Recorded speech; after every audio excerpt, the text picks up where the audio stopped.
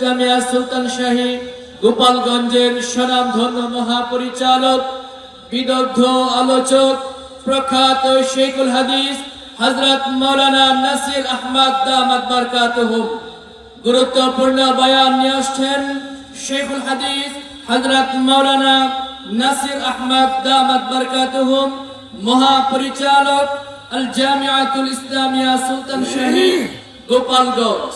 হযরতকে তার গুরুত্বপূর্ণ নসিহা পেশ করার জন্য সবিনয় অনুরোধ জ্ঞাপন করছি। আসসালামু আলাইকুম ওয়া রাহমাতুল্লাহি ওয়া বারাকাতুহু।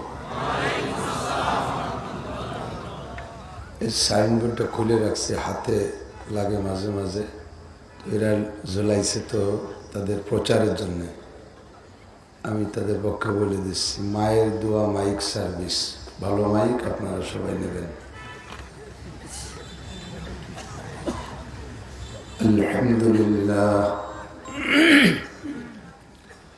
الحمد لله نحمده ونستعينه ونستغفره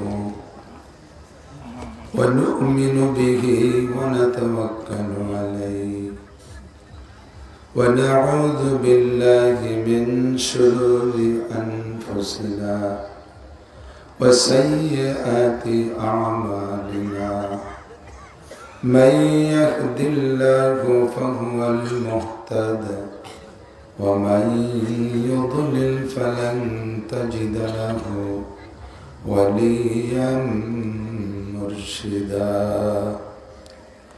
ونشهد أن لا إله إلا الله وحده لا شريك له ونشهد أن سيدنا وسندنا وحبيبنا وطبيبنا وطبيب قلوبنا ومولانا محمدا عبد الله ورسوله صلى الله تعالى عليه وعلى آله وأصحابه وبارك وسلم تسليما كثيرا. أما بعد فأعوذ بالله من الشيطان الرجيم. بسم الله الرحمن الرحيم. إذا وقعت الواقعة ليس لوقعتها كاذبة خافضة رافعة إذا رجت الأرض رجا وبست الجبال بسا فكانت هباء منبثا وكنتم أزواجا ثلاثة فأصحاب الميمنة ما أصحاب الميمنة وأصحاب المشأمة ما أصحاب المشأمة. وقال تعالى فليعبدوا رب هذا البيت الذي أطعمهم من جوع وآمنهم من خوف.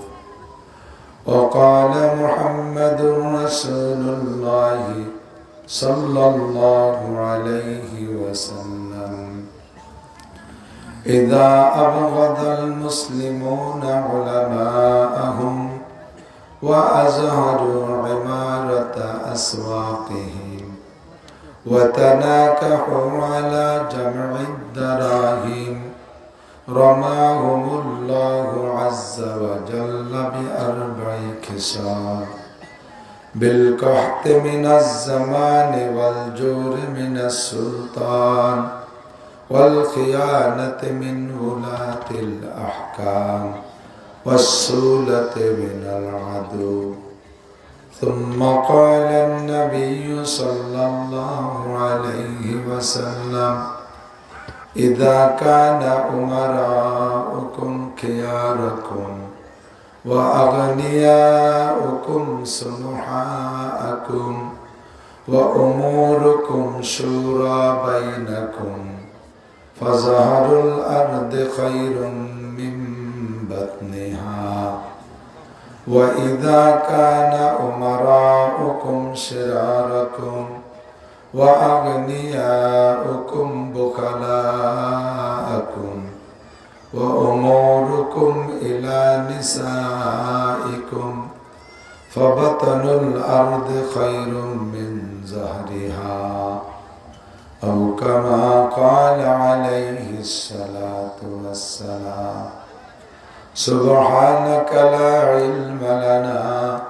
إلا ما علمتنا إنك أنت العليم الحكيم جزى الله عنا محمدا ما هو أهله سبحان الله وبحمده سبحان الله العظيم رب اشرح لي صدري ويسر لي أمري واحلل عقدة من لساني يفقه قولي رب زدني علما اللهم أرنا الحق حقا وارزقنا اتباعه وأرنا الباطل باطلا وارزقنا اجتنابه সকলে বলি আমিন।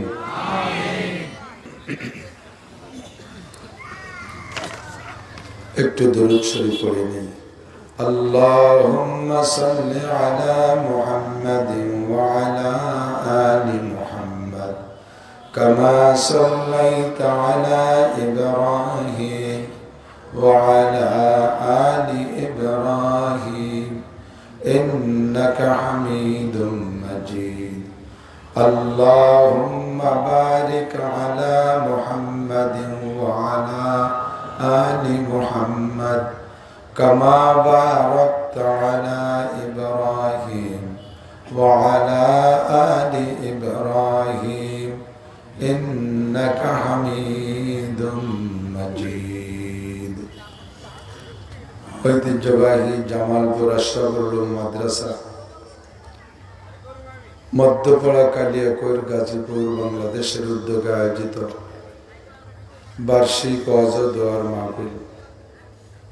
আজকের মাহফিলের সম্মানিত সভাপতি হযরতুল আল্লামা হযরত মাওলানা বজলুর রহমান সাহেব, মহাসচিব বেফাকুল মাদারিসুল আরাবিয়া গাজীপুর জেলা শাখা, মাহফিলে উপস্থিত স্থানীয় বিভিন্ন দলের রাজনীতিবিদ, বিশেষ করে আওয়ামী লীগ সমর্থক, এ অঞ্চলের ছোট বড় অনেক অনেক রাজনীতিবিদ,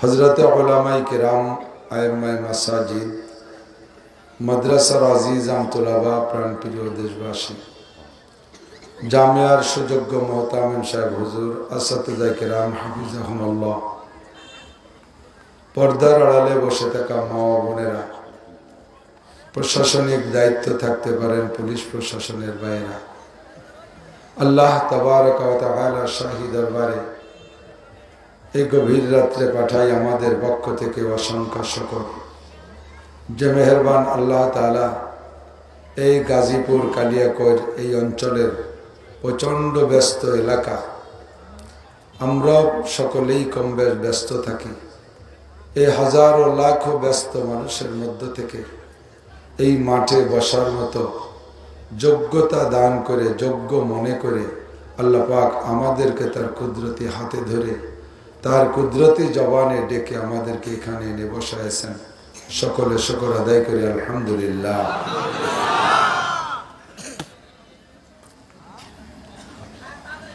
হাদিসে আসছে মাল্লাম ইয়াশকুরিন নাস লাম ইয়াশকুরিল্লাহ,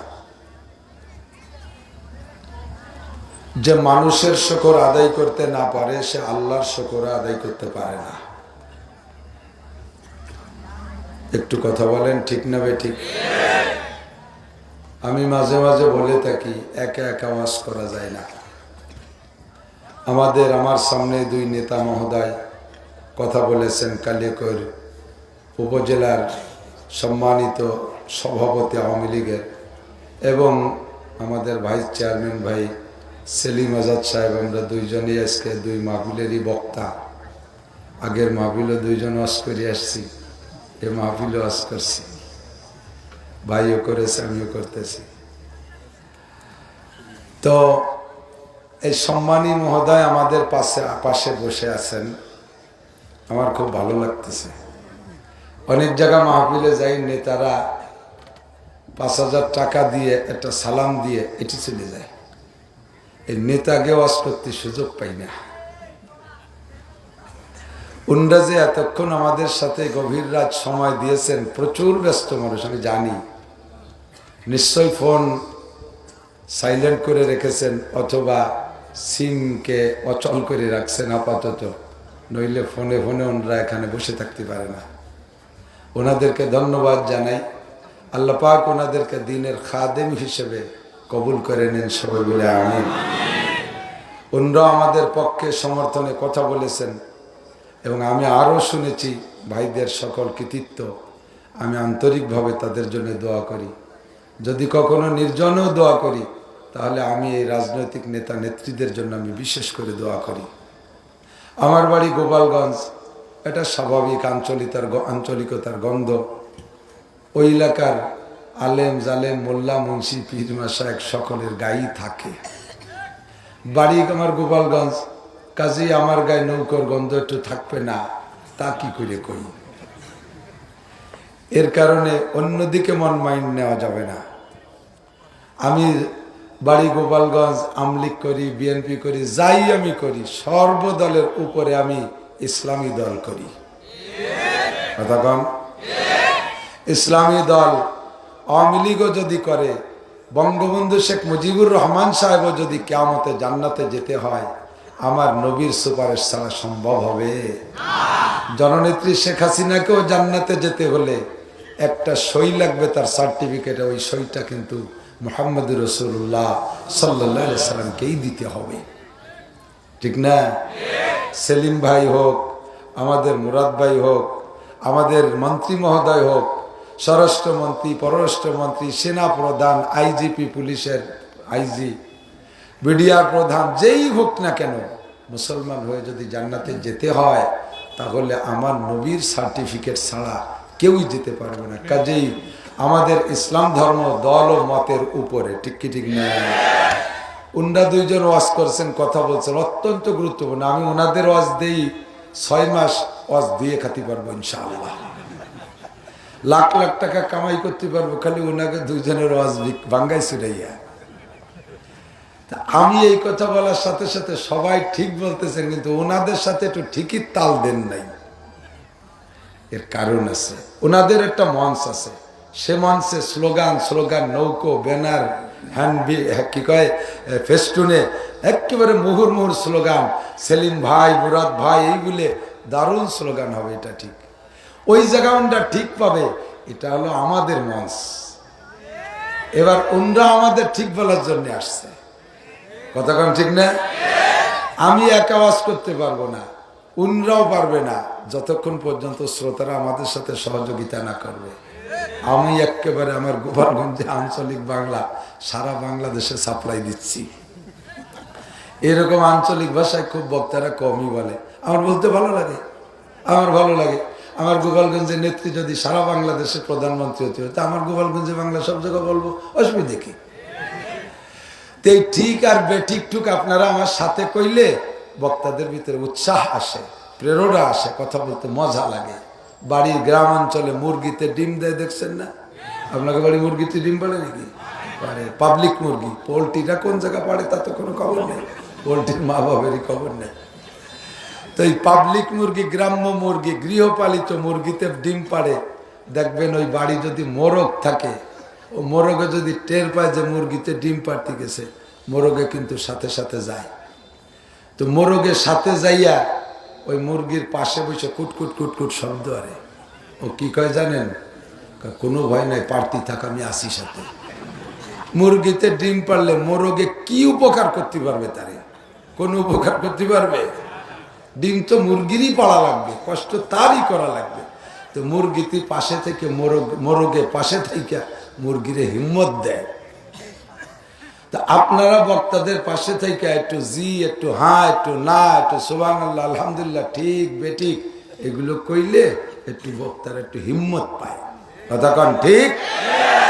ঘুম ভাঙ্গাইয়া তারপরে বসতে ঘুম। আবার আমাদের নেত্রী হবে, কোনো নেত্রী আবার ঘুম ভাঙ্গায়, ঘুম ভাঙ্গাইয়া গেল রে বনের কোকিলে। এই ঘুম ভাঙ্গাতে জেদ্দাই গেছে, বলে আস্তাগফিরুল্লাহ, আল্লাহ মাফ করুক, কারণ আমিন। যেই জিদ্দা মক্কা মদিনাতে কোরআনের শ্রেষ্ঠ সনদ নিয়ে আসছে, সেই জায়গায় যে যদি কনসার্ট আর ঘুম ভাঙ্গা, এটাও লজ্জার ব্যাপার। আল্লাহ তাকে আমাদের সবাইকে মাফ করুন, কারণ আমিন। ঘুম ভাঙছে তো আলহামদুলিল্লাহ, আল্লাহু আকবার, জোরে করে আল্লাহু আকবার। শিখার শেষ নাই, কথা বলেন শিখার।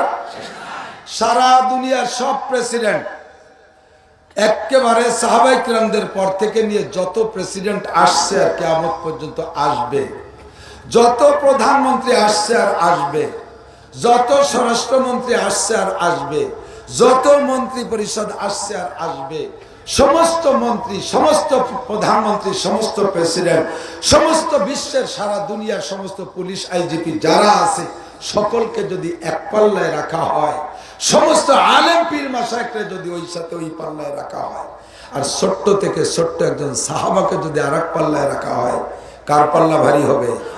সাহাবার পাল্লা ভারী হবে। কতক্ষণ ঠিক না?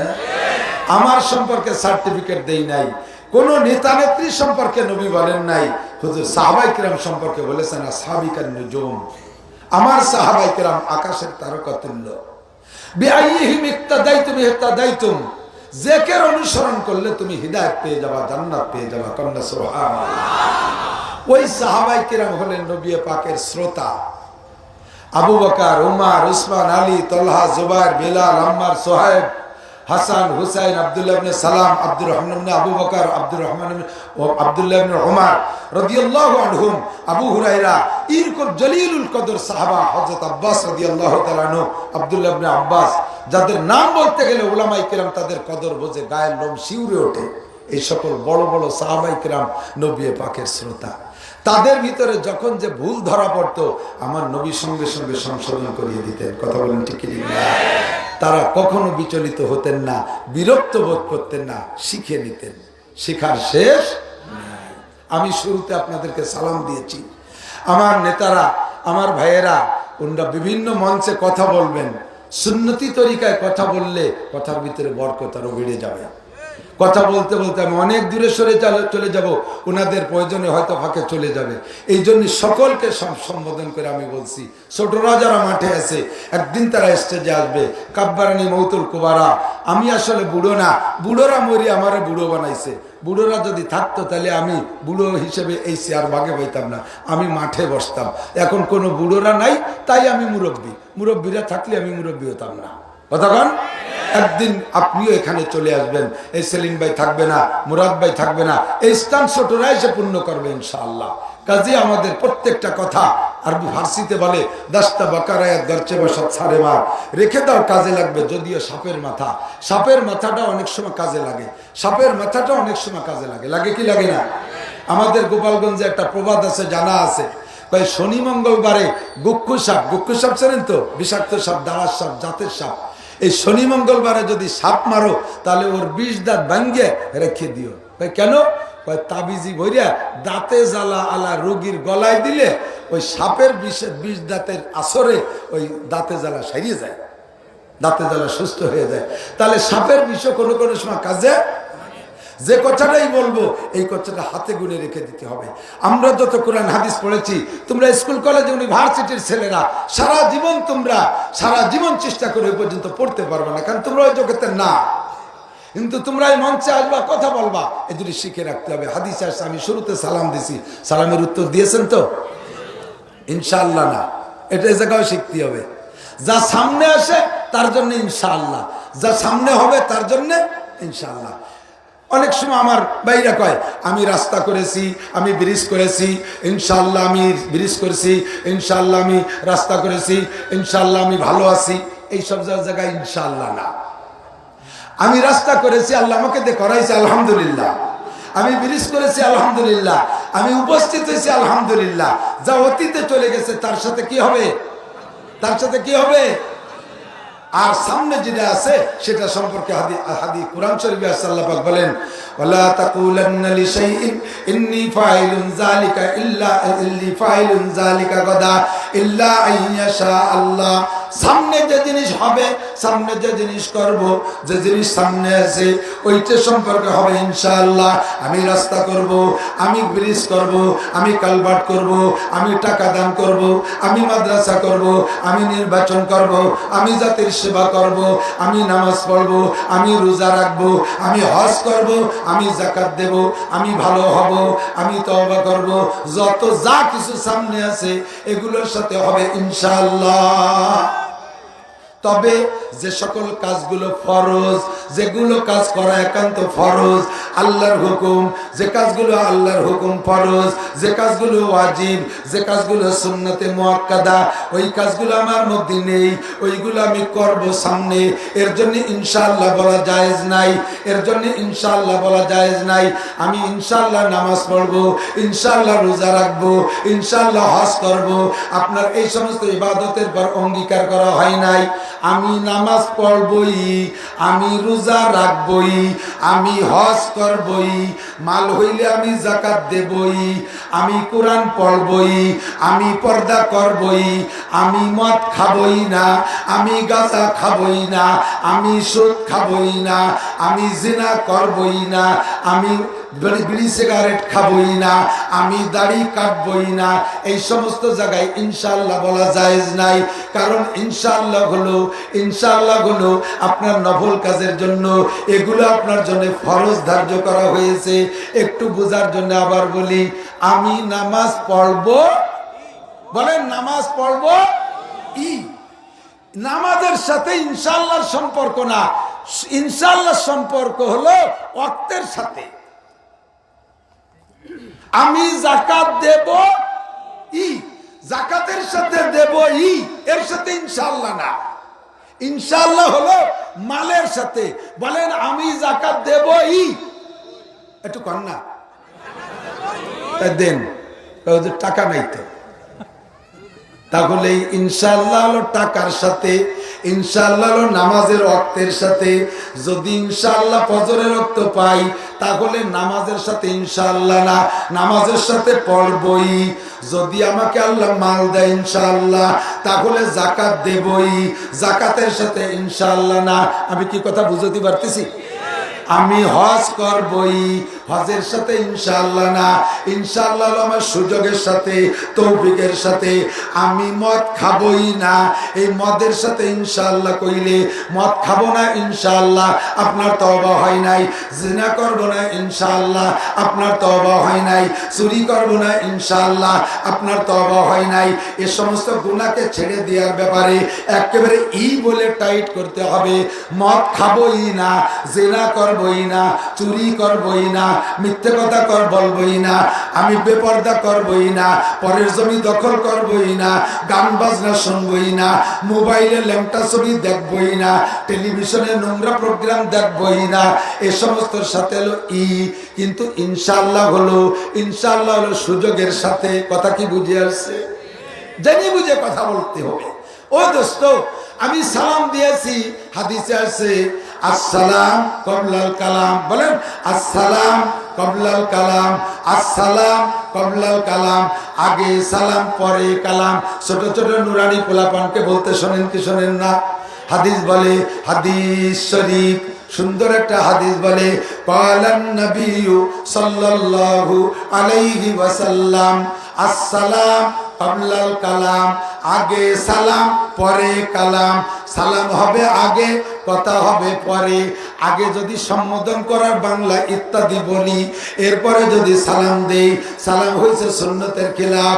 সুন্নতের খেলাফ সালাম দিলে, যেই সালামকে সুন্নত অনুযায়ী দিলে ও যারা শুনবে তাদের উপরে উত্তর দেওয়া ওয়াজিব ছিল। সালাম যদি সুন্নতের খেলাফ দেওয়া হয় তাহলে ওই সালামের উত্তর দেওয়া ওয়াজিব থাকে না। দিলেও সওয়াব, দিলে সওয়াব আছে, না দিলে গুনাহ নাই। কাজেই যখন সালাম দেবেন তখন সিস্টেম হবে মাইক ধরেই আগে হবে আসসালামু আলাইকুম। বলেন মাইক ধরে আগে হবে আসসালামু আলাইকুম। এরপরে সম্বোধন, মাননীয় সভাপতি, মাননীয় প্রধান অতিথি, মাননীয় সেকেন্ড অতিথি, মাননীয় দেশবাসী, পর্দার আড়ালের মা বোনরা, যত সম্বোধন সব সালামের পরে হবে, আগে হবে সালাম। কতক্ষণ আগে হবে? সালামটা কেমন হবে? সুন্দর করে দেবেন, আসসালামু আলাইকুম বলেন। সালাম দেয় টেডি সালাম, সালাম দেয় টেডি সালাম, ফোনে ধরেই ফোন দেয় সুমুকুম। আমি শুনি এক পুলিশ অফিসারের সাথে সালাম দিচ্ছে, ফোন ধরে কয় সাইকম স্যার, ছয়কম স্যার, স্যারের থেকে ছয় কম। এরকম সালাম দিলে কবিরা গুনাহ। আসসালামু আলাইকুম যদি বলে আসসালামু আলাইকুম, তখন তরজমা হয় তোমার উপরে আল্লাহর পক্ষ থেকে মরণ আসুক, তোমার পর ধ্বংস আসুক। সাম মানে মরণ, সাম মানে ক্ষতি। পরিষ্কার ভাবে বলবেন আসসালামু আলাইকুম। মোবাইল রিসিভ কইরা আগে বলবেন আসসালামু আলাইকুম, হ্যালো বলবেন না কোনোদিন। যদি মোবাইলে রিসিভ করে আগে কয় হ্যালো, তারপরে কয় আসসালামু আলাইকুম, এই সালামের উত্তর না দিলে গুনাহ হবে না, কারণ সালাম হইছে সুন্নতের খেলাফ। সালামের আগে হ্যালো হয়ে গেছে। হাদিসে আছে আসসালাম কাবলাল কালাম, আগে হবে সালাম পরে হবে কালাম। কথা কি বোঝা গেছে?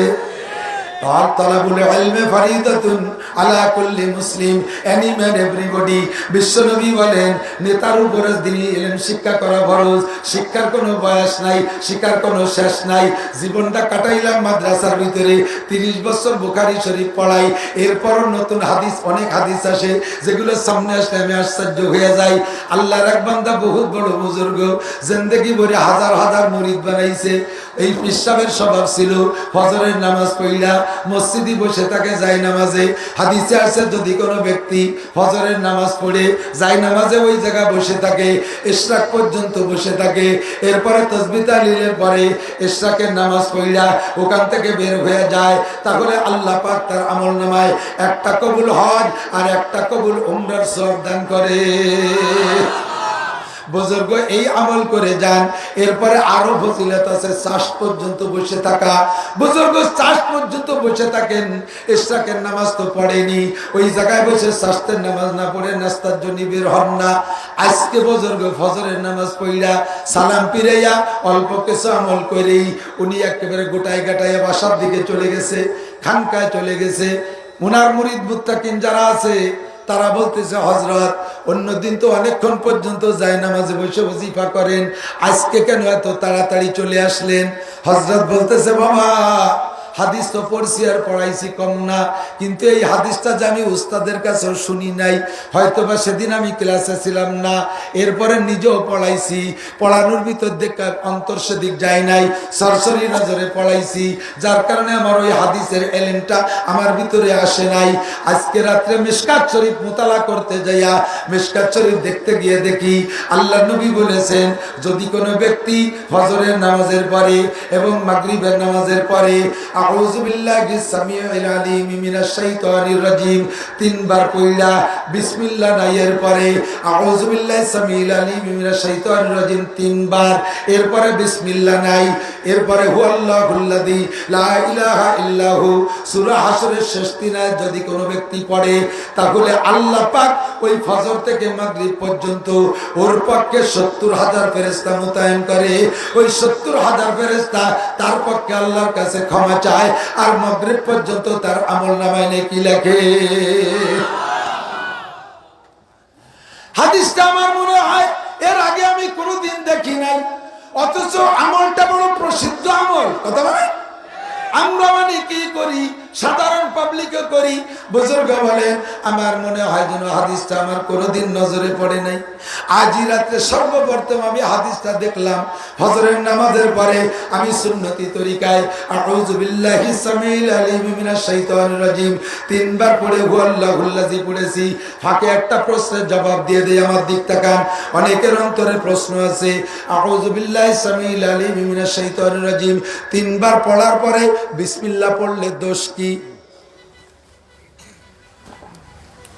হাদিসে আসছে কোন কাজ, কোন ভালো কাজ বিসমিল্লাহ সহকারে শুরু না করলে সেটা লেস কাটা হয়।